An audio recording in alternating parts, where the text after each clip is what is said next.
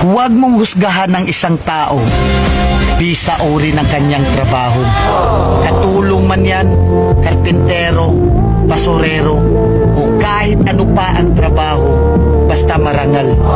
Dahil hindi naman batayan ang trabaho para respetuhin mo ang isang tao. Dahil ang buhay, kailangan natin ng diskarte para umasenso. Aanin mo ang diploma kung wala kang respeto sa kapwa. Kaya tayong lahat ay pantay-pantay lang.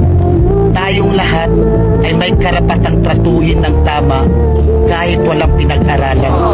Tandaan natin, kahit ano pang kurso ang natapos mo, kahit ano pang diploma ang hawak mo, kahit mayaman o mahirap ka lang, lahat tayo kapag namatay, iisa lang ang titulong diplomang nakaukit sa lapida natin.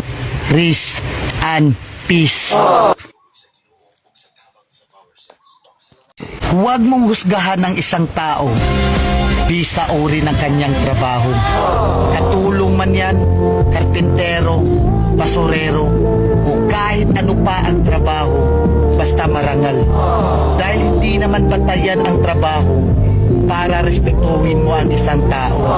Dahil ang buhay, kailangan natin ng diskarte para umasenso.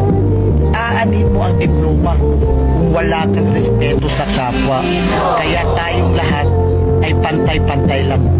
Tayong lahat ay may karapatang tratuhin ng tama kahit walang pinag-aralan.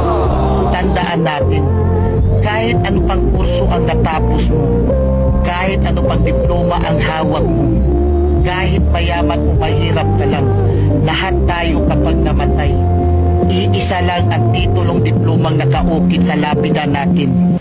Rest and peace.